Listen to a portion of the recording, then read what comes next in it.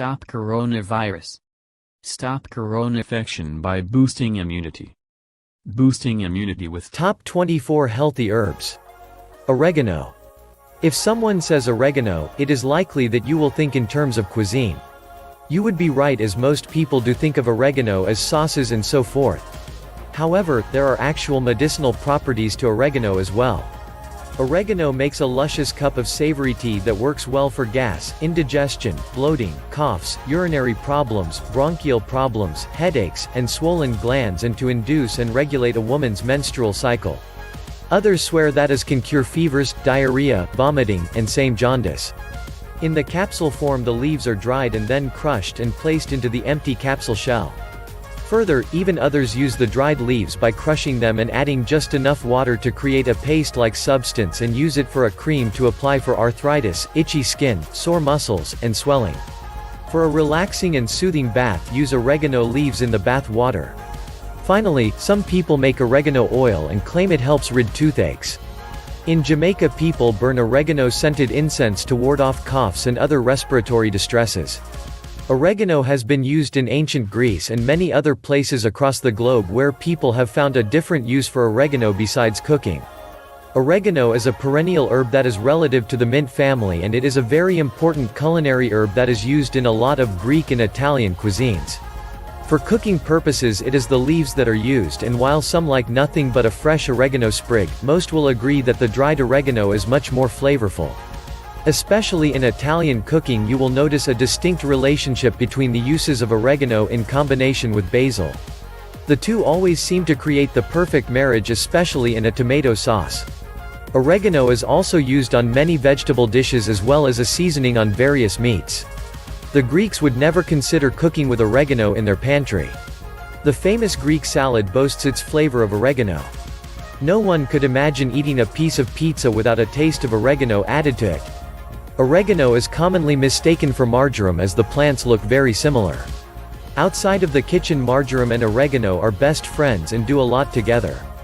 The pair has quite plentiful properties in the areas of antioxidants and antibacterial. Together they are not only a great combination for flavoring food but also for preserving it too. Because both of their oils are perfumery, they are placed in many different soaps and lotions. They are also used in combination for many potpourris and home decor.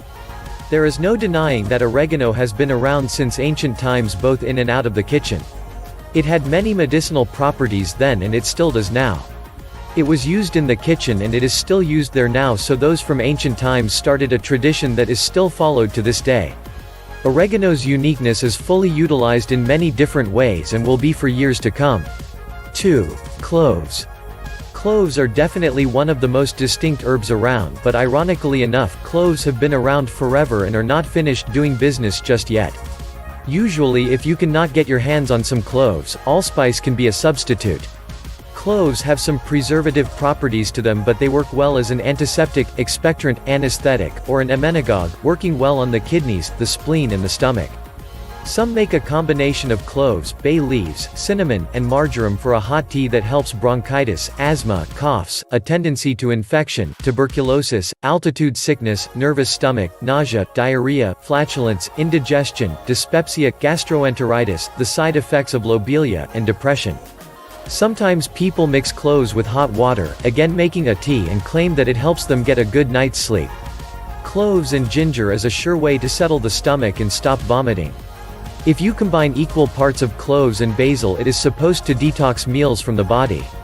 Cloves have been used for failing eyesight and tooth problems. It was used for earaches very often throughout history, as putting a little warmed oil of clove on a piece of cotton and in your ear was certain to rid any earache. Mostly, cloves are known for being warm and spicy, but also have a strong relationship with pain relief, easing nausea and vomiting, and improving digestion.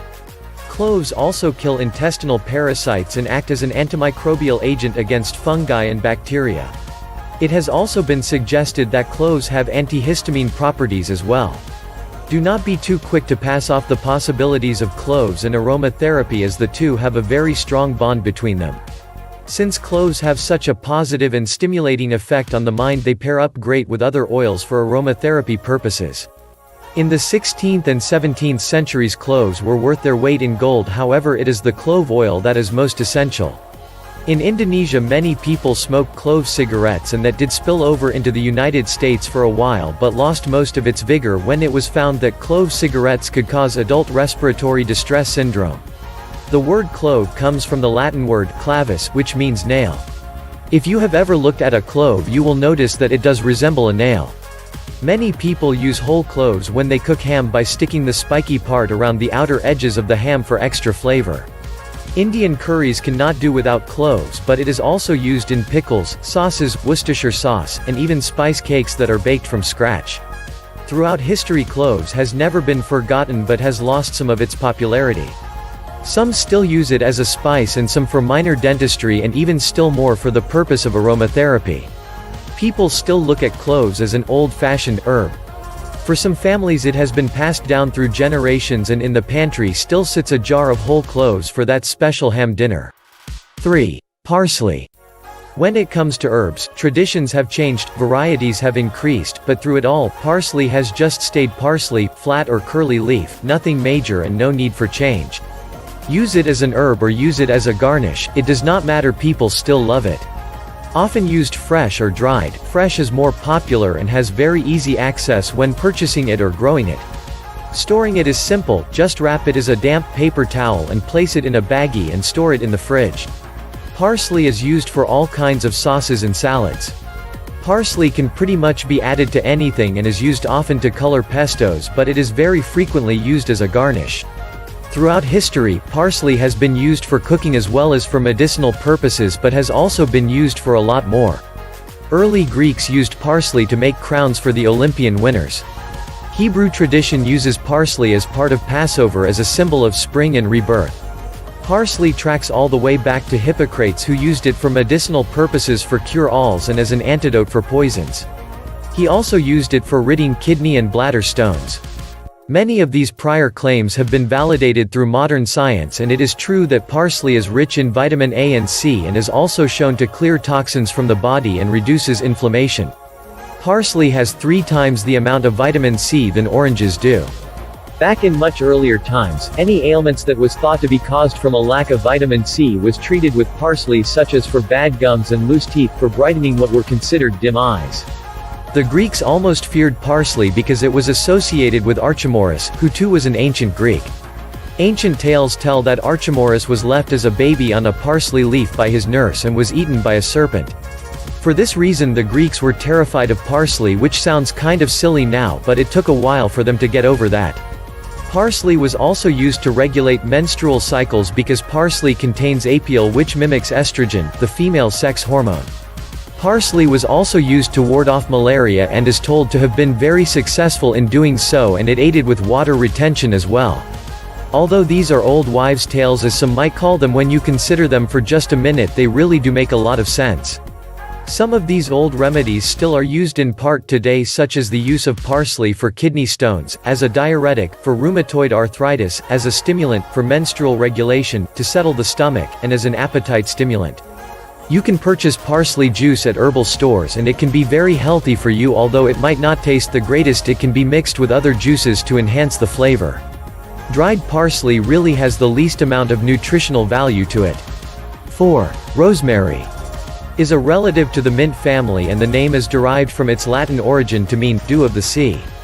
Rosemary is very common in Mediterranean cuisine and has somewhat of a bitter astringent taste to it. While that is true, it complements oily foods very nicely. A tisane can be made from the rosemary leaves, and that is also very popular when cooking. First it is burned and then added to a barbecue to flavor various foods. Sage, unlike many other herbs, has a high nutritional value to it and is rich in iron, calcium, and vitamin B6, and is more nutritional in its dried form rather than fresh. Rosemary should be harvested just as you are going to use it because it truly loses its flavor once dried. Gardeners swear that if you plant some rosemary plants in and around your garden, the rosemary will fend off moths, beetles, and carrot flies. Older Europeans loved rosemary and believed that it improved memory, and also used it as a symbol of remembrance, and was often tossed into fresh graves before they were buried over. Traditionally, it has been said that rosemary, left untrimmed, would grow for 33 years where it will reach the height of Christ when he was crucified. Many would also place sprigs of rosemary underneath their pillows to ward of evil and nightmares. Often the wood that comes from the stems of the rosemary plant was used to make musical instruments. Remember that people back then liked to utilize every piece of something as not to waste. Today, many wreaths are made from rosemary as a symbol of remembrance. Today, rosemary is still used for many things besides cooking, as it is in potpourris, air fresheners, shampoos, and cosmetics. There has also been scientific evidence that rosemary works very well as a memory stimulant. Rosemary has also shown some cancer prevention properties in animals. But further, rosemary has shown a strong relationship in relaxing muscles, and to soothe stomach upset as well as menstrual cramps. The main thing to remember when using rosemary for this purpose is that if you use too much it can actually cause a counter effect. When made into a tea it is ingested for calming nerves and anxiety and as an antiseptic. Rosemary when used as a tea many people find to taste very good. Making the tea from rosemary is quite simple actually, just pour boiling water over the leaves and steep for 10 to 15 minutes. A little sugar can be added but you should not add any cream. A few sprigs can be added to oils and vinegars to flavor the products, which add a nice taste for cooking. When used cosmetically it can lighten and tone human hair, and when mixed with equal parts of shampoo it has been known to strengthen hair too. It also makes for a nice additive in hot bath water. Rosemary is still used quite commonly today, however more so for cooking than anything else. 5. Cilantro. Cilantro is a very fast-growing herb which can be grown just about anywhere. It is a relative of the carrot family and is sometimes called Chinese parsley and coriander. Cilantro actually is the leaves and stems of the coriander plant.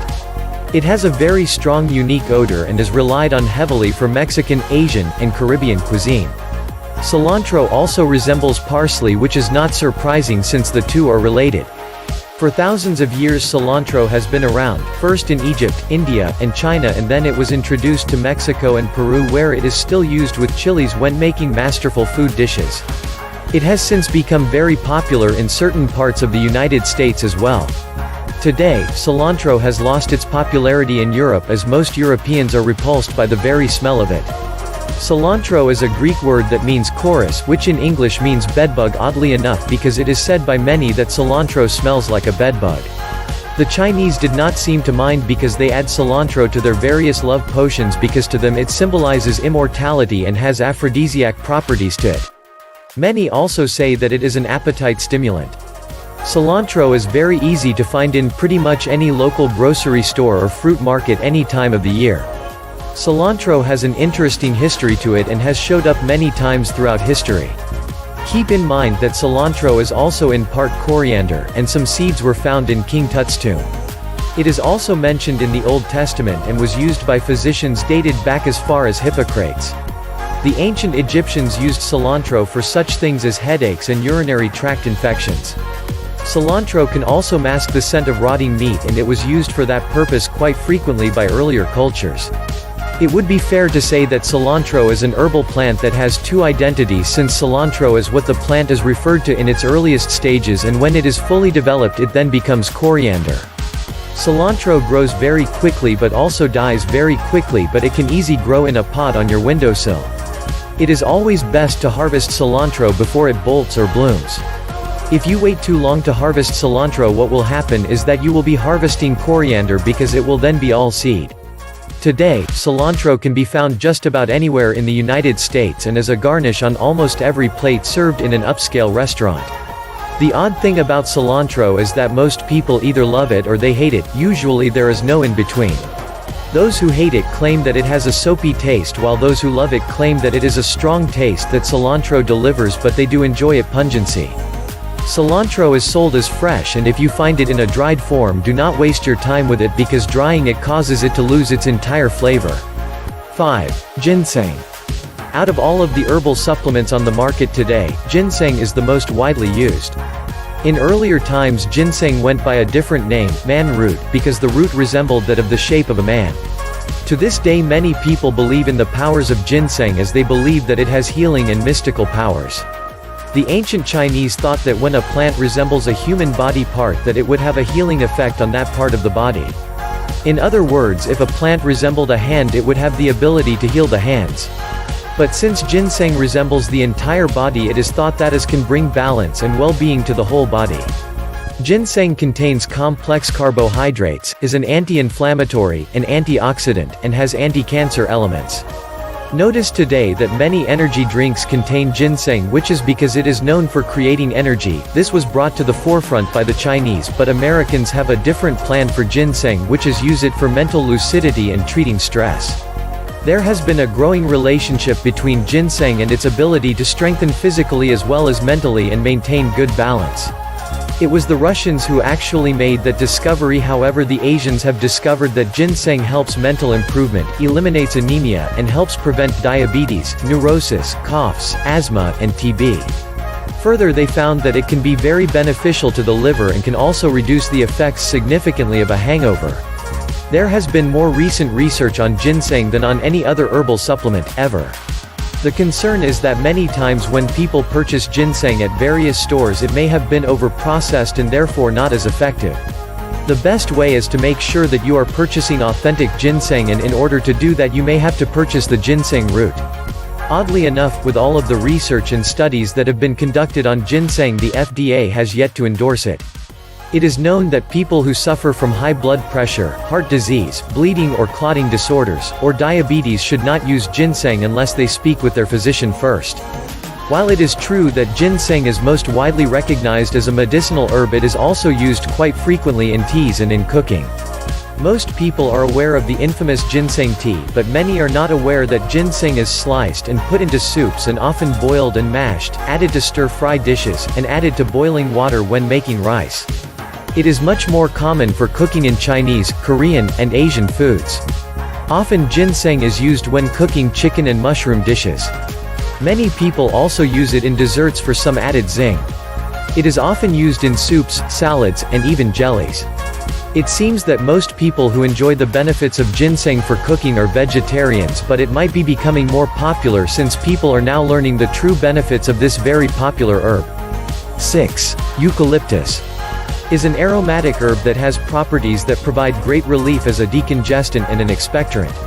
For centuries, Vicks, which is made as a eucalyptus rub, is applied to the back and chest of a person who has a common cold or any other respiratory distress. It is known to loosen the mucus in the chest so that it can be coughed up and expelled. Eucalyptus also has some antibiotic association with it. Eucalyptus has both internal and external uses.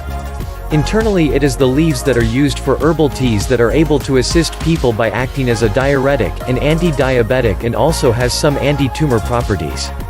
The eucalyptus oils are almost never used internally or ingested, but on rare occasion a doctor might use a minuscule amount for nasal congestion, bronchial disease, and other respiratory problems. Externally, eucalyptus is used as a vapor rub, and while it is recommended that it be rubbed on the chest and back area, it is also good for inhalation in such ways as steam vaporizers. Some even boil water and drop a teaspoon of vapor rub into it so an ill person can breathe in the fumes, which will help to break up the congestion in the lungs. Quite often people have used the very same rub for sprains, bruises, and muscle aches and pains. Never underestimate the power of eucalyptus oil, as it can be beneficial for many reasons. First, it is a very powerful antiseptic. It is used to treat pyorrhea, which is a gum disease. It is often used to treat burns too. One thing you can bank on is that insects do not like eucalyptus, so if you mix some with water and put it in a spray bottle, you can be sure that bugs will stay away. A small drop on the tip of the tongue is said to take away nausea. Many people will soak a cloth in eucalyptus and put them in their pantries or closets to fend off bugs and roaches. Another quick tip is a few sniffs of eucalyptus is said to help someone who has fainted, and when mixed with cinnamon is known to alleviate the symptoms of the flu. Eucalyptus is also commonly used for aromatherapy too, because when mixed with other oils it is extremely beneficial. The effects of eucalyptus are stimulating and balancing, and the scent is very woody. For the purposes of aromatherapy it blends well with juniper, lavender, and marjoram. Eucalyptus, when used in aromatherapy, does the body good as it helps to relieve mental fatigue, improves mental clarity and alertness, sharpens the senses, refreshes and revives, stimulating, energizing. It also has great effects on the body as it feels cooling, it relieves pain and sore muscles, breaks up congestion, and reduces inflammation. Eucalyptus incorporated with aromatherapy offers pure enjoyment. Inhaling the fragrance of eucalyptus can reduce stress and lessen depression. It makes for an overall sense of better well-being. Eucalyptus is great for both bathing and also for massage oils. 7. Alfalfa, which is a perennial herb, has a long list of dietary and medicinal uses, and research has proven that alfalfa might lower blood levels of cholesterol and glucose. Many take alfalfa supplements orally and it has been proven safe except in a small percentage of people where it produces lupus-like symptoms. In the seeds and sprouts of alfalfa, amino acid L-cannavanine is present, and that is what is thought to cause this reaction. However, this is not present in the leaves of the alfalfa. The whole leaf and the herb are what are rendered from the alfalfa plant. Since the 6th century, the Chinese have used alfalfa to relieve fluid retention and swelling. The Arabs were the first to find alfalfa and they named it the father of all foods. The leaves of the alfalfa plant are very rich in minerals and nutrients, including potassium, calcium, magnesium, and carotene. The Arabs first fed it to their horses because they believed the alfalfa made them swift and mighty. Alfalfa has been an animal crop for over 1,000 years but is also used as an herbal medicine. Alfalfa is a good diuretic and also a good laxative. It also works well for urinary tract infections, and kidney, bladder and prostate disorders. The latest and greatest discovery of alfalfa is the benefits that it might provide for lowering cholesterol, because there are certain agents in alfalfa that stick to cholesterol which keeps it from remaining in the bloodstream. Further, it may also have a very strong relationship with lowering blood sugar levels. When it comes to alfalfa, it is something that many people enjoy in their cuisine. It is good in salads and some people eat it as a vegetable all alone. Many people claim that eating alfalfa is a big part of eating healthy. Besides wheat grass and algae, alfalfa has the most nutritional value. It is high in fiber, vitamins, minerals, and has all of the required digestive enzymes. 8. Asafoetida. Asafoetida has been also referred to as the food of the gods. The main part of this plant that is used is the resin, which makes up a volatile oil. The history of this herb is amazing, as it was used frequently back in time by Alexander the Great for flavoring. That was back in 4 BC. Still in early times, asafoetida was used to treat gas and the bloating associated with it. Carrying through time, the resin gum is used often for vegetarian dishes that are prepared in India. Today, it is one of the main flavorings in Worcestershire sauce. Asafoetida is an herbal plant that has many diverse uses, such as an aid for digestion, a remedy for headaches, an antidote, and an expectorant. Asafoetida has been known to be used on some mental impairment, but not very often has it been shown to make any significant difference except for mild anxiety. Therefore, it focuses primarily on bodily functions where it can do greater good. As mentioned earlier, it works on gas and the bloating associated with it, but further it also eases indigestion, rids stomach cramps, and helps with constipation, which is asafoetida's contribution in the digestion department. When it comes to headaches, when asafoetida is mixed with water, it is showing great promise for the treatment of migraines and tension headaches. As an antidote, it works great for snake bites and an insect repellent when it is mixed with garlic. As an expectorant, the asafoetida oil helps to rid the body of excess mucus and eases the respiratory system. Many use it for whooping cough, asthma, and bronchitis. Where expectoration is a problem, asafoetida helps in expelling accumulated cough.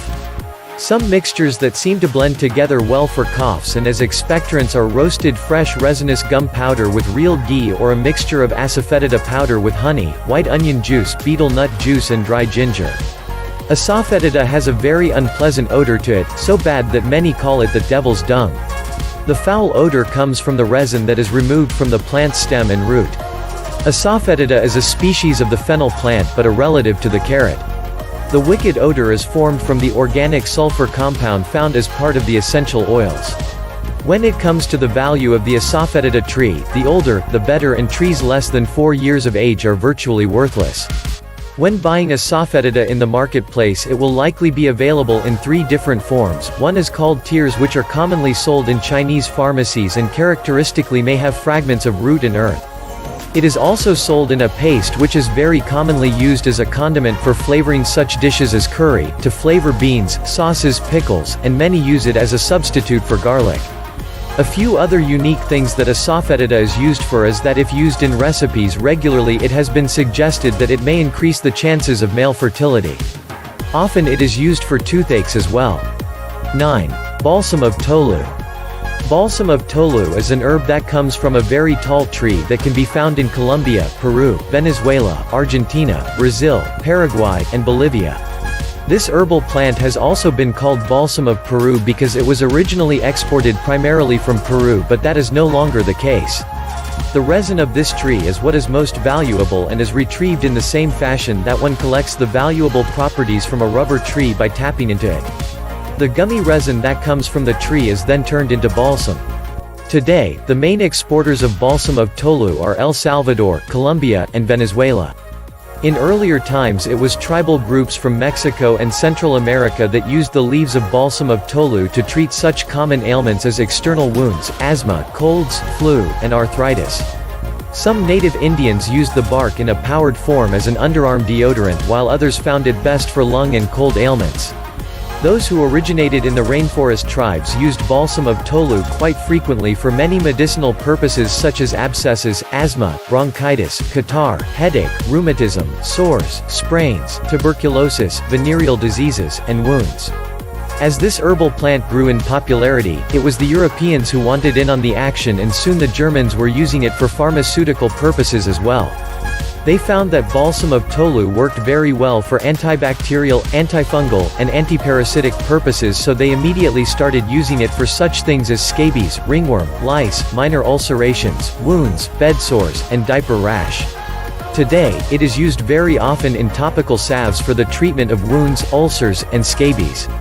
It can be found in hair tonics, antidandruff shampoos, feminine hygiene sprays, and as a natural fragrance in soaps, detergents, creams, lotions, and perfumes. In the early 1800s, the United States wanted to utilize balsam of Tolu as well, but used it mainly for treatments as cough suppressants and respiratory aids used in cough lozenges and syrups, for sore throats, and as a vapor inhalant for respiratory distress. Balsam of Tolu has a vanilla-like smell and taste, and it is used mostly for flavoring cough syrups, soft drinks, confectionaries, and chewing gums. Balsam of Tolu is widely available now in the US. The essential oil distilled from the gum is sold in small bottles and used topically, in aromatherapy. The fragrance is considered to be healing and comforting. It is useful for meditation and relaxation, which is why it has become so popular amongst the world of aromatherapy. Balsam of Tolu has a very unique aroma which makes it excellent for exotic floral fragrances. Generally, its topical use is recommended for skin rashes, eczema, and skin parasites such as scabies, ringworm, and head lice. Balsam of Tolu is considered sensitizing oil, which means that it is more likely to cause an allergic reaction to the skin or be a skin irritant than other herbal oils might be in people who are sensitive or commonly have allergies to plants and herbs. 10. Belladonna. Belladonna is not an herb that you are going to want to stock your pantry with. While it has its benefits, this is an herb that can be very dangerous and sometimes even fatal. It has some medicinal properties to it and has an interesting history, but it can be very dangerous. The nickname, deadly nightshade, is a good clue of its potency. There is however a tincture that comes from this plant that is used for medicinal purposes. Belladonna is a perennial herb that is native to Europe and Asia Minor but is now grown quite often in the United States, Europe, and India. When the plant is in full bloom, the plant is harvested and then dried for use. The most important contribution from belladonna is atropine, which is an important agent that is useful in dilating the pupils of the eye. This has proven to be very beneficial. Even small doses of atropine can cause the heart rate to increase. Some cough syrups are known to contain atropine and are used for bronchitis and whooping cough. Further, it is used to soothe the stomach lining prior to an anesthetic being administered and also for peptic ulcers. Belladonna goes by many different names but has been used for over 500 years. While growing in the wild, which belladonna commonly does, a slight dose can be fatal. In the earliest times when belladonna was first used, it was cosmetic purposes. Women felt that if they used it to dilate their pupils that they would look more sexy and alluring. That is why the name belladonna means beautiful lady in Italian. Yet, it is still used in many eye doctors' offices across the country to this day. Belladonna also has other great benefits for purposes of what it is used for today, as it has the ability to dry up bodily fluids such as breast milk, saliva, perspiration, and mucus. The alkaloids in belladonna are used for many conditions such as gastrointestinal disorders such as colitis, diverticulitis, irritable bowel syndrome, colic, diarrhea, and peptic ulcer. It also works for asthma, excessive sweating, excessive nighttime urination and incontinence, headaches and migraines, muscle pains and spasms, motion sickness, Parkinson's disease, and biliary colic. Quite often belladonna is used as homeopathic remedies such as the common cold, earaches, fever, menstrual cramps, sunstroke, toothaches, headaches, sore throats, and boils. How the patient ingests and how much they ingest is determined by a few various factors such as their symptoms, mood, and overall temperament. When belladonna is administered for homeopathic use, it is highly diluted because of the toxicity level of it. No one should ever use belladonna as a self-help measure, and it should only be taken under the care of a qualified doctor. The doses given of belladonna are always in very low doses. When belladonna is prescribed, it is either added to sugar pellets or mixed with other types of drugs and is available by prescription only. So while it is clear that belladonna is an extremely dangerous herb, it is also very beneficial when used correctly. 11. Burdock. Burdock is a plant that is related to the daisy family. It is also closely related to echinacea, dandelion, and feverfew. Burdock is an herb, but it is one that has been much neglected when it comes to getting attention. Back in ancient times, the Greeks used the roots, the seeds, and the greens and used them for healing purposes. Throughout the Middle Ages, burdock was used for both food and medicine. Today, burdock is still used for such things as easing liver problems and digestive disorders. It was also found to be very effective for cleansing the skin for problems such as acne and also to assist in digestive problems. To this day throughout Europe, the stalk and the greens are still eaten because they hold such valuable nutrition and vitamin values. As more and more research is being done on burdock, many new and interesting discoveries are cropping up.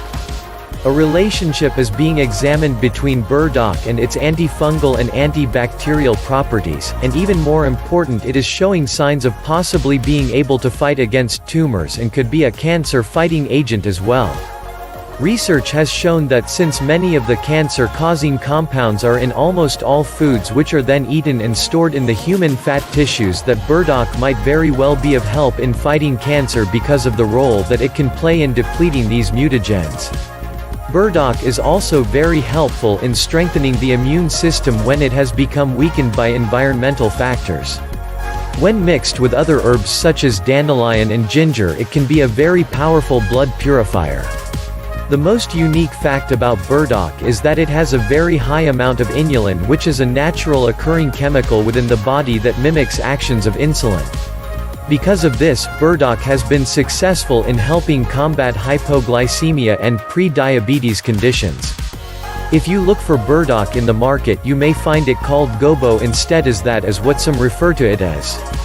It is often combined with other vegetables or added to tofu. Some boil burdock while others sauté or deep fry it. Many have said it might not be such a good idea to look at burdock before you eat it because you might change your mind about taking a bite. It looks thick, dark, and woody, but indeed the opposite is true when it comes to the taste. Burdock is well recognized as a health food because it has low calorie content and a high fiber intake. It is also loaded with potassium, iron, and calcium. People claim that burdock tastes like nothing else. In other words, it has a taste all of its own. The best description that people can agree on when it comes to the flavor of burdock is that it is sweet yet earthy, with a tender and crisp texture. It is often added to stews, soups, and stir-fries.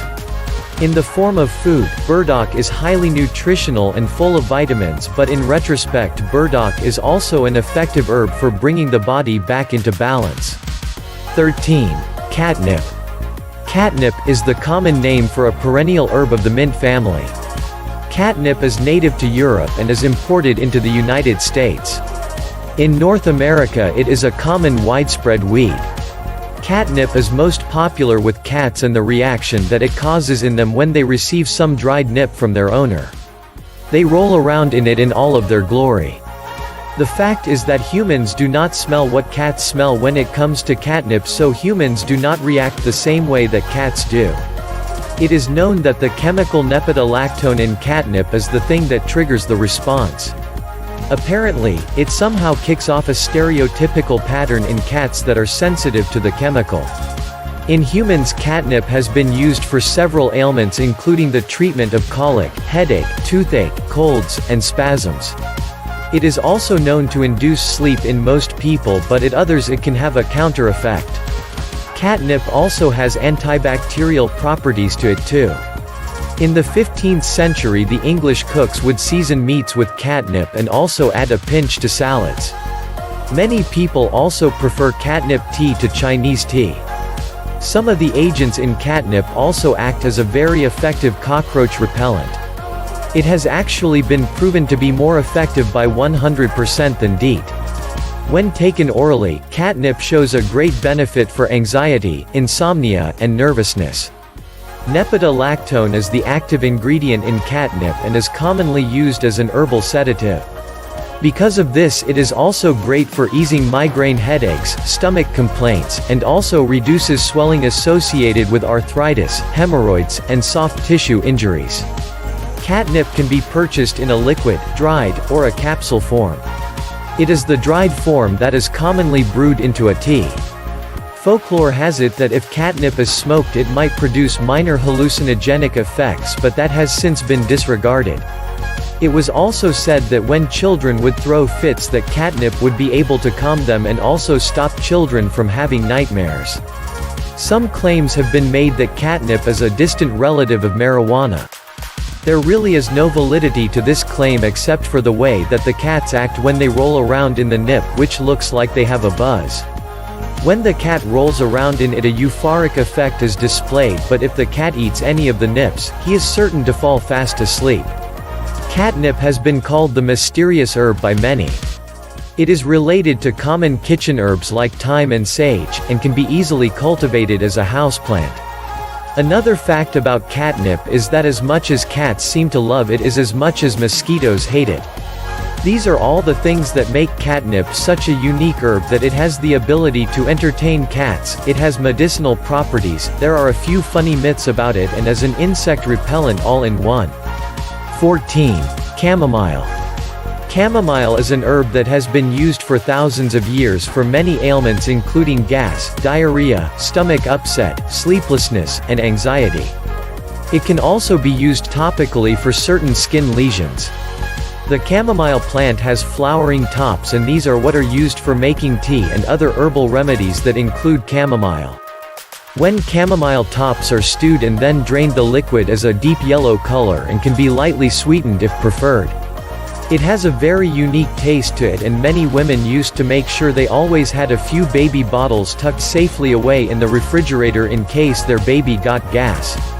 It was used before the days of over-the-counter gas relief drops, and although there is no scientific validity to it, it always seemed to make the baby stop wailing and fall fast asleep. It was also given to women for menstrual cramps in the days before Midol and Pamprin. Chamomile also has some calming properties to it, so it can be very beneficial to sip on during the day if you are feeling anxious or if the muscles in your body are tense from anxiety and stress. It is said that chamomile can help to relieve that. Chamomile produces an oil that when isolated turns a very unique bluish color, and this has very distinct anti-inflammatory properties to it, so it has been known to work very well on skin infections, eczema, and inflamed skin. This would be chamomile in its topical form rather than the flowers or the tea from the flowers.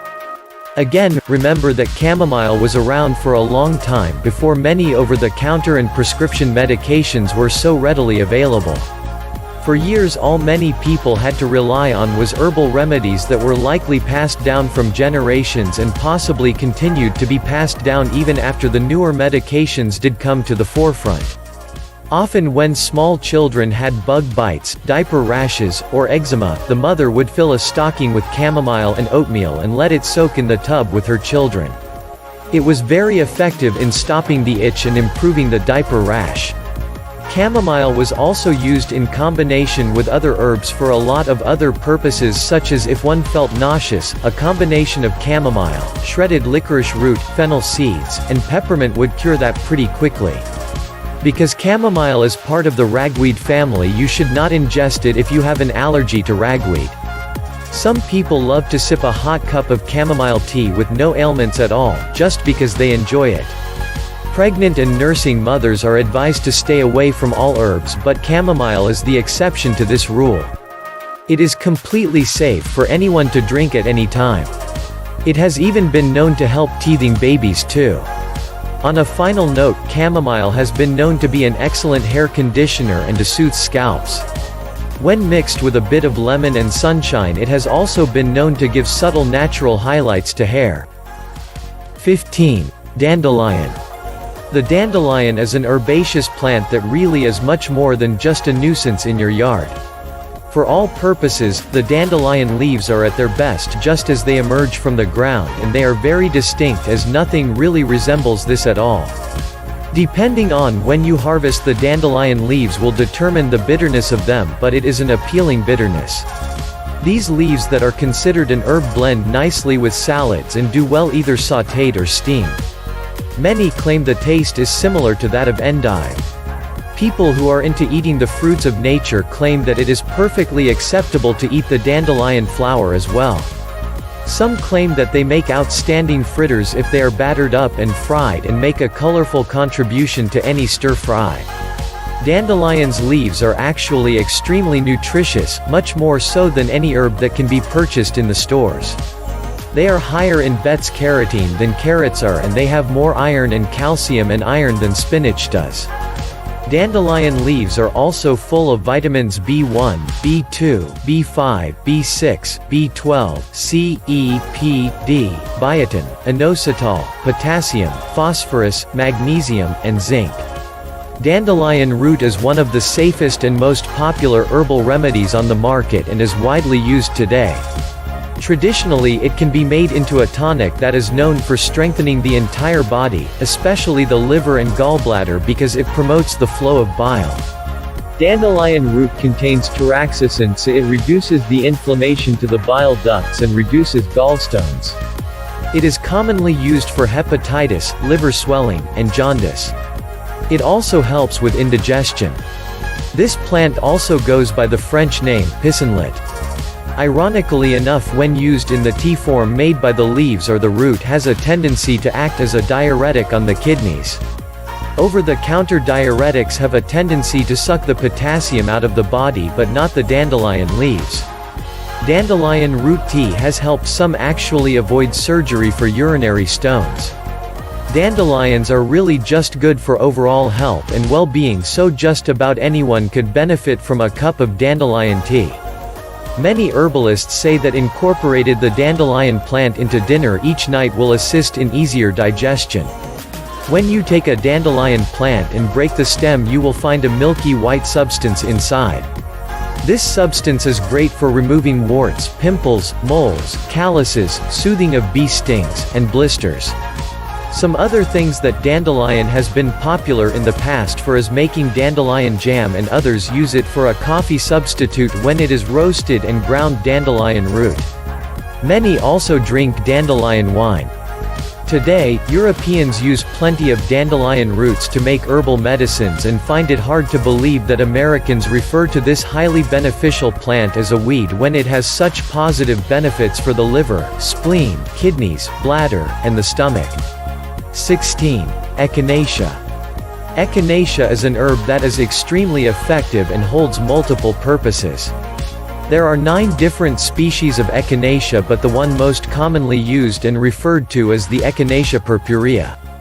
Many people take echinacea every day to prevent colds, flu, and any other types of infections that might be running rapid at the time, as echinacea has been known for strengthening the immune system.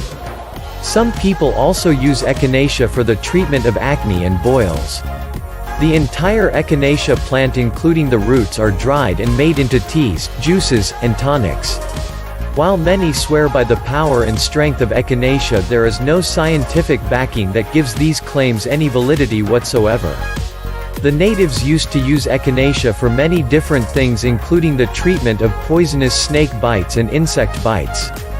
Back in the 1800s, echinacea played a very large part of United States medicine and then spread to Germany, where they too used it for many medical purposes. It was then used as an antibiotic and continued on until better antibiotics were made available. For years echinacea sort of lost its pizzazz, but more recently gained back its popularity. Many think the reason for that is because there is still no cure for the common cold. There are many various parts of the echinacea plant that are used to make medicine, but most often it is the roots that are of the most value. Echinacea can be administered in many different ways, such as in tablets, capsules, juice, tea, extracts and tinctures. Some are made from the flower in full bloom and others are made from the root itself. Echinacea is also available in a topical solution or cream that many use for creams, lotions, mouthwashes, ointments, skin washes, and toothpastes. Further, it is becoming quite common to add echinacea to particular cosmetics as an anti-aging remedy, but that claim has no validity at all, as there is no relationship between anti-aging and echinacea. Echinacea is an extremely beneficial herb for helping the body rid itself of microbial infections. When combined with other herbs such as yarrow and bearberry, it is said to work great combating cystitis. However, echinacea has yet to be endorsed by the FDA for safety or effectiveness. Those who use echinacea for the common cold swear by it, and it is recommended that for the most effectiveness you should begin taking echinacea when you notice the very first symptoms of a cold, and then stay on it for 3 weeks and stop taking it for 1 week. There are some who would be at risk if they took echinacea, such as people with multiple sclerosis, white blood cell disorders, collagen disorders, HIV/AIDS, autoimmune disorders, or tuberculosis. Heed caution also if you have any plant allergies, take other medications, or herbal remedies. Children should not take echinacea, nor should pregnant women or nursing mothers. Also, people who are on steroid medicine including betamethasone, cortisone, hydrocortisone, methylprednisolone, prednisolone, triamcinolone, cyclosporin, tacrolimus, azathioprine, or other immune system suppressants should avoid the use of echinacea. 17. Frankincense. Since farther back than anyone can remember, frankincense has been used for medicinal and religious purposes. Early Egyptians used frankincense as part of their embalming process, the Greeks used it as an antidote to hemlock poisoning, and the Chinese used it for trading as well as for internal and external purposes. Today, frankincense is used mostly for aromatherapeutics, but many have also recognized it as an anti-inflammatory, antiseptic, and a diuretic. Some medical research has been done showing a relationship between the possibility of frankincense and the treatment of osteoarthritis, and may have some anti-cancer fighting agents. Frankincense has also been shown to help with anxiety, disappointment, hysteria, emotional fatigue, nervousness, congestion, anti-inflammatory, immune deficiency, insomnia, asthma, bronchitis, emphysema, aphrodisiac, emollient, indigestion, carminative, antiseptic, expectorant, sedative, tonic, and anti-tumor. Frankincense has been around since ancient times and is even mentioned in the Bible. The Jews offered up frankincense in ceremonies. It seems that different regions use frankincense for different reasons. The Chinese use frankincense to treat leprosy, Egyptians used frankincense to paint women's eyelids, hair remover, and perfume. The main contribution of frankincense is for respiratory distress, and although it was once taken internally but no longer is, but now is rather used as more of incense, and when it is infused with vapors it can help laryngitis. Frankincense comes from a tree called the Boswellia thurifera, which can be found in Africa and Arabia. To get frankincense, they split the trunk of the tree and allow the resin to harden before it is harvested. Frankincense is commonly used in the practice of Wicca, which is a religion that practices witchcraft. They use frankincense for perfumes and believe that it corresponds well with certain days such as Sundays and Wednesdays. What Wiccas call a solar spell is affiliated with frankincense in the form of oil or herbs are used for spells and formulas that are related to solar issues. These spells would be used for such purposes as physical energy, protection, success, and putting an end to specific legal issues. When you refer to frankincense in the form of essential oils, it is very expensive and is usually diluted with other oils or jojoba oil. These combinations are also used by the Wiccas when casting spells. Some people prefer to substitute rosemary for frankincense. Ironically enough, never forget that frankincense was one of the beautiful gifts that were brought to baby Jesus on the night of his birth by one of the three wise men. This is also used to increase menstrual flow, to treat syphilis, for unsightly scars and stretch marks, and breast cysts. Further, it is used to treat acne, boils, and skin infections as well.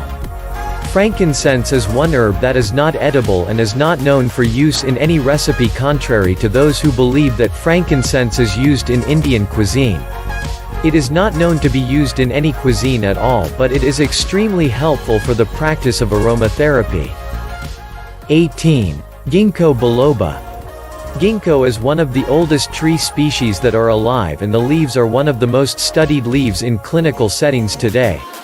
Ginkgo biloba is an herbal form of medicine and in Europe and the United States is one of the biggest sellers. Many traditional medicines contain ginkgo and are used for enhancing memory and to treat circulatory disorders. Scientific studies all support and validate these claims. Newer evidence shows that ginkgo might very well be effective in treating decreased blood flow to the brain, especially in the elderly. There are two types of chemicals in ginkgo leaves, flavonoids and terpenoids, which are thought to have very strong antioxidant properties, resulting in aiding those who have Alzheimer's disease. While the ginkgo plant is still in tree form, it produces fruit that is not edible. Inside of the fruit are seeds that are poisonous to humans. Most of the studies that are currently being conducted on ginkgo are being done on the leaves of the ginkgo GBE. Although many components of the ginkgo tree have been studied, only two have been directly related to the big success of ginkgo, as mentioned above. This is why ginkgo is showing a much more structured relationship with treatment of Alzheimer's and dementia. Because ginkgo is so effective in improving blood flow to the brain and because of its antioxidant properties, the evidence that ginkgo can help these patients is extremely promising. It is suggested that ginkgo truly can improve cognitive functions such as thinking, learning, and memory, improve activities of daily living and social behavior, and lessen the feelings of depression. Further studies are showing that the flavonoids can also help with retinal problems, people with circulatory problems in their legs, memory impairment, and tinnitus. Many doctors are recommending ginkgo for treatment or discomfort associated with altitude sickness, asthma, depression, disorientation, headaches, high blood pressure, erectile dysfunction, and vertigo. Ginkgo may also reduce the side effects of menopause, osteoporosis, and cardiovascular disease. The option of ginkgo has a lot more appeal these days than the options of prescription medication, which has unpleasant side effects. Children under the age of 12 should not use ginkgo, and in adults it usually takes about 4 to 6 weeks before you will see any significant results. There has been a relationship developing between ginkgo as an anti-aging aid, since it is such a powerful antioxidant that wards off the free radicals. It is very common and becoming even more so for healthy people to include ginkgo as an herbal supplement on a daily basis for better concentration and enhanced memory. People claim that in general they feel that ginkgo reduces any mental fatigue that daily life has a tendency to bring forth. Many men are taking ginkgo to improve impotence as well as increase fertility. The Chinese have used ginkgo biloba for many years and have found great success with it, so it seems that they might be onto something here, because this herbal remedy looks like it going to be around for a very long time. 19. Golden seal. Golden seal is a perennial herb that is part of the buttercup family. Golden seal is used for a lot of medicinal purposes in a variety of ways, both topically as well as internally. There are actually quite a few ways to purchase golden seal, in a bulk powder, salve, tincture, or a tablet. Internally it is a great digestion aid and if gargled with it has been known to remove canker sores. Golden seal has been around since times of the European conquest of America but has remained very strong because even today it is used for anti-catarrhal, anti-inflammatory, antiseptic, astringent, bitter tonic, laxative, and muscular stimulants. Herbalists say that if you are trying to ease gastritis, colitis, duodenal ulcers, loss of appetite, and liver disease, golden seal is what you might want to look into, which is available at all herbal supplement stores. Golden seal is very bitter, so it stimulates bile secretions, stimulates the appetite, and aids in digestion. Golden seal has been around since the mid-19th century but is now threatened because golden seal is one of the most over-harvested herbs. It keeps getting harvested and harvested but never replaced. Golden seal, which also goes by the name yellow root, is often combined with echinacea and prepared for easing the symptoms of colds. It is the underground root of golden seal that is harvested and dried to make teas and both liquid and solid extracts that are then turned into bulk powder, capsules or tablets. Scientists claim that there is no evidence to support the use of golden seal for any ailments or medical condition whatsoever because of the very small amount of berberine that golden seal contains. Regardless of scientific claims, golden seal is one of the most widely sold herbs on the market today. Although a very controversial subject, many people believe that the reason that golden seal is standing solid ground in the marketplace is because it is used primarily for the purpose of masking positive drug screens for people who are required to take drug tests for work or through law enforcement agencies. Many claims there is no validity to this claim, but still many people are buying it because a friend told them that it worked, and for that matter it is promoted in High Times magazine for the sole purpose of covering bogus drug screens. The claim is that because THC, which is the active ingredient in marijuana, is fat-soluble, it stores itself in the kidneys and becomes water-soluble. 2 to 3 days prior to a drug screen, you get some golden seal, follow the directions and it's a guaranteed pass. If golden seal is one of the most popular herbs on the market today, then someone has to be keeping them in business, and it is true that many people are turning to herbal remedies in an attempt to heal themselves naturally rather than load up with a bunch of prescriptions that have nasty side effects. 20. Gypsywort. Gypsywort is an herbal plant that has no culinary purposes at all but rather is used for industrial and medicinal purposes. This plant originated in Europe and Northwest Asia. Gypsywort's most important properties come from the stem and the leaves. These were used for the astringents, sedatives, anxiety, tuberculosis, and heart palpitations. Industrially, gypsywort was extremely beneficial in making a permanent black dye. Oddly enough, that is how it got its name. The gypsies were said to have stained their skin with this black dye-like substance so they would resemble Africans or Egyptians while they were performing their magic. Gypsywort is also called Lycopus europaeus. It has no known hazards and usually grows near rivers, streams and ravines. You will likely find this plant from June to September, but the seeds are the most ripe between August and October. A unique physical characteristic of this plant is that it has both male and female organs, so it's self-fertile, pollinated by insects and bees. In a survival situation, the root of the gypsywort could be eaten raw or cooked. The flowers of this plant are used for astringents and sedatives but also have an iodine property to it that is commonly used for hyperthyroidism. The entire plant has been known to slow and strengthen heart contractions, treat coughs and bleeding from the lungs, and excessive periods, and the leaves are great for cleaning wounds. Heart disturbances and nervousness can be eased by the use of gypsywort. The part that is rendered for use is the flowering plant itself, and the best time to gather these is June to September. It is a sedative because it reduces the pulse rate in conditions involving an overactive thyroid gland by reducing the activity of iodine. It was once prescribed for hyperthyroidism and related disorders such as Bastow's disease. Gypsywort can be purchased at your local herbal supplement store or ordered online and does have some outstanding benefits, although not much culinary use. It is a very uncommon and not very often spoken about form of herb. Some use it with aromatherapy and a mixture of many other oils and fragrances. Bugleweed is very closely related to gypsywort, and for medicinal purposes the two are very often closely linked to each other. The juice of the bugleweed can also be used as a dye. The two could also be twins in the family of herbs. The rarity of this particular herb is underestimated and often undervalued. With the research that is being done each year on various herbs and their contribution to the medical field, maybe one day people will hear more about this herb that remains quite a mystery to most.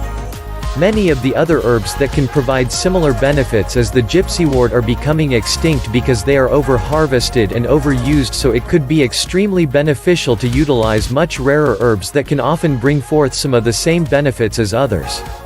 Gypsywort just might be one of the herbs that would fall into this category. 21. Marjoram. Marjoram is the dried leaves from an herbal plant called the Origanium hortensis. The name marjoram is a Greek word that means joy of the mountain. Ancient Greeks believed that if marjoram grew on a grave, that person would enjoy eternal happiness. The taste of marjoram is a bit sweeter than that of oregano. Many people believe that marjoram is, in part, a species of oregano. Marjoram is a pretty user-friendly herb that is used quite traditionally in Italian, French, North African, Middle Eastern, and American cuisine. Marjoram complements quite nicely sausages, various meats, fish, tomato sauces, salad dressings, breads, stuffings, and salads. Marjoram is a relative to the mint family. You get the most flavors from marjoram if you use the fresh leaves rather than fried marjoram. One big difference between oregano and marjoram is while oregano tends to prosper in taste the longer it simmers in a sauce or stew, marjoram is the opposite and should be added into the dish as late as possible. Although marjoram is sweet and mild, it is also at the same time minty and has a hint of citrus. The biggest marjoram exported in Egypt. Marjoram blends very well with bay leaves, pepper, and juniper. While all vegetables can benefit from a hint of marjoram, it seems to work best on adding and enhancing the flavor of cabbage and legumes. Many people find a great benefit from marjoram in aromatherapy oils. Marjoram is said to have a soothing and warming effect with a spicy and warm scent. This explains why it is so popular with those who enjoy the many benefits of aromatherapy. Many times for aromatherapy oils it will be mixed with lavender, bergamot, and cedar wood. Beyond the great world of aromatherapy, marjoram has many other beneficial uses too, as it is used as an analgesic, antiseptic, antispasmodic, and as a diuretic. The many uses of marjoram include treatment for anxiety, arthritis, bronchitis, bruises, colic, constipation, digestive problems, gas, insomnia, muscle aches and pain, PMS, rheumatism, sinusitis, and sprains. Quite often people use marjoram on a daily basis in various forms. Some prefer it as a tea, which has been used throughout history for easing such ailments as hay fever, indigestion, sinus congestion, asthma, stomach upset, headache, dizziness, coughs, colds, and disorders associated with the nervous system. Some even use the tea as a mouthwash. 1 or 2 cups of marjoram tea per day have proven to be extremely therapeutic. Marjoram can be made into an ointment or salve by crushing the dried herbs into a paste, adding just a tiny bit of water. This is a common way to treat sprains and rheumatism.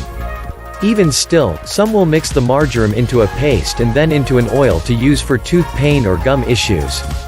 Marjoram should not be ingested internally in a medicinal or herbal form during pregnancy, but can be eaten as an herb that is added to food. As you can see, marjoram is a very essential and beneficial herb that was used in ancient times and is commonly still used today. 22. Sage. Sage is a relative to the mint family. It is common for sage to be ground, whole or rubbed, but is generally in more of a coarse grain. Sage is grown in the United States but is also grown in Albania and Dalmatia. Sage is a very popular herb in the United States and is used quite frequently for flavoring such things as sausage, pork, lamb, and other meats, salads, pickles, cheese, and stuffing. The smell of sage is very aromatic and distinct. Sage loves to hang around in the kitchen with thyme, rosemary, and basil. They work very well together. Sage is normally one of the main herbs in stuffing for poultry but is often added to lamb and pork dishes as well. Sage is very strong and should be used sparingly as a little goes a long way. Sage, like many other herbs, develops its full flavor the longer it cooks and withstands lengthy cooking times, which might be why it is so good when used in the stuffing for the Thanksgiving turkey that cooks for about 5 hours. If you grow your own sage, you will find that all you have to do is snip off the tops of the plant with scissors and add it right to your favorite recipe. Sage is still at its best when dried, but if you prefer, just simply place the fresh sage leaves in a baggie in the freezer and pull them out as required. Today, sage has no medicinal purposes to speak of, but back in a different time sage was used regularly to cure snake bites and was also used to invigorate the body and cleanse the mind. In the Middle Ages it was quite common for people to make a sage tea and drink it for ailments such as colds, fever, liver trouble, and epilepsy. Although there is nothing to solidify these claims, it is also said that a chewed sage leaf applied to a sting or an insect bite will reduce the sting and bring down the swelling. Sage tea has been said to soothe a sore throat and also help in drying up a mother's breast milk, and also reduces blood clots. Further, it has been known to help with itching skin if it is added to hot bath water. Today, it is mainly the native Indians who still rely on the herbal powers of sage. The word sage means salvation from its Latin origin and is associated with longevity, immortality, and mental capacity. Sage never loses its fragrance even after being dried out, so it is often added to potpourri and is also added to many soaps and perfumes. It has been used in insect repellents and has antibacterial properties which have helped it become a preservative for many things such as meats, fish, and condiments.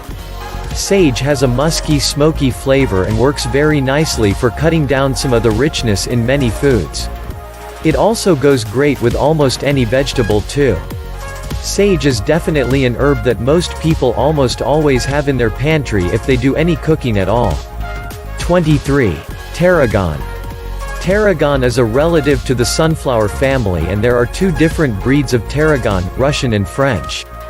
However, when you go shopping and pick up some tarragon for your pantry or a favorite recipe, it is almost guaranteed that you have just selected the dried leaves of the tarragon plant, because that is what is most often used and sold for commercial purposes.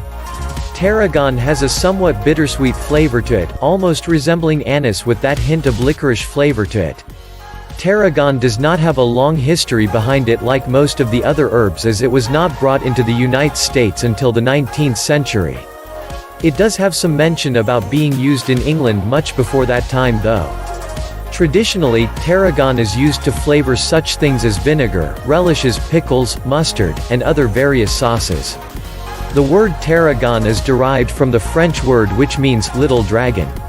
There are two beliefs about how this nickname came about. One is because back in early times it was thought that tarragon had the ability to cure venomous snake bites. Others thought it got this name because of the distinct roots that the tarragon plant has that quite clearly resemble that of a serpent. However, sometime as early as the 13th century, tarragon became widely used for seasoning vegetables, inducing sleep, and as a breath freshener. Not until the 16th century did tarragon become more widely known. The tarragon that is sold in the US today is not true tarragon but rather Russian tarragon, which is not nearly the same. True tarragon will be called French tarragon, and if you want to be sure that is what you are getting, it is best to grow your own. It is not recommended to use dried tarragon because all of the active oils have been dried out. It is best to use fresh tarragon, which needs to be used rather sparingly because of its pungent taste. If you have grown the tarragon yourself and have harvested it, then put it in a Ziploc bag and stick it in the freezer. When it is time to use it, there is no need to defrost it, but remember that heat intensifies the flavor of tarragon. If you have ever had béarnaise sauce, you should have recognized that tarragon is the main ingredient in it. Tarragon is used when preparing many sauces. In a pinch, it has been said that a substitute could be chervil, a dash of fennel seed, or anise, but the flavor will not be the same. Many have claimed that tarragon works well to induce appetite, and the root of tarragon was once used to cure toothaches. It is linked to medicinal uses for digestive aid and also for the prevention of heart disease. It can be used to induce menstruation and can be used as a sale substitute for people with high blood pressure. Further medicinal purposes include use for hyperactivity depression, and as an antibacterial aid for cuts and abrasions. 24. Thyme. Thyme is a very popular and well-known culinary herb. It is a very decorative plant while it is growing, and is also very easy to grow as well, but be prepared because bees just love thyme. Many people use thyme in stews, salads, meats, soups, and vegetables. Thyme is a very common household herb and is a member of the mint family. The plant is very aromatic and comes in many varieties. Thyme is a frequently used herb in many fish dishes.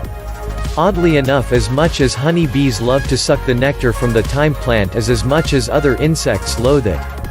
Some people have been known to make a mist spray of thyme and water and use it as a bug repellent. Various forms of thyme are available year-round, but many people prefer to grow their own. Nothing beats the smell and taste of fresh thyme as long as you know to pick it just as the flowers appear. Once fresh thyme is harvested, it should be stored in either a plastic bag in the crisper or stood straight up in a glass of water on the shelf in the refrigerator for easy access. The bad news: fresh thyme does not have a very long shelf life. You will be lucky if it lasts a week. If you have selected fresh thyme and decide to dry it, then simply hang it upside down in a warm and dry atmosphere for about a week to 10 days. Then you can crumble it into a powdery form and stored in a sealed dark container for no more than 6 months.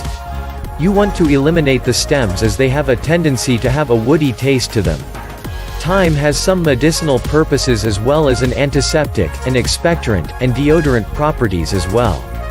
When combined with fatty meats, thyme has been known to aid in digestion too, especially with lamb, pork, and duck. Herbal medicine has used thyme for various things such as extracts, teas, compresses, for baths, and for gargles. More modern medicine has chimed in and verified that thyme just might strengthen the immune system. Distilled thyme oils have been used for the commercial use of antiseptics, toothpaste, mouthwash, gargle, hair conditioner, dandruff shampoo, potpourri, and insect repellent.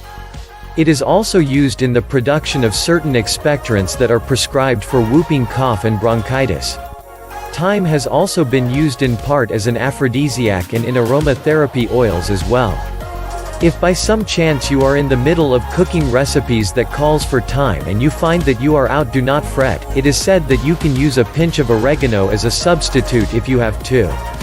Thyme is very often used when cooking European cuisine, but is essential for the correct preparation of French foods as it has that faint lemony taste to it. It has also been said that thyme is one of the only herbs that a cook cannot over-season with because the flavor is so mild. Thyme is a primary spice that everyone should have stocked in their pantry. Please don't forget to like, share and subscribe our channel and press bell icon for more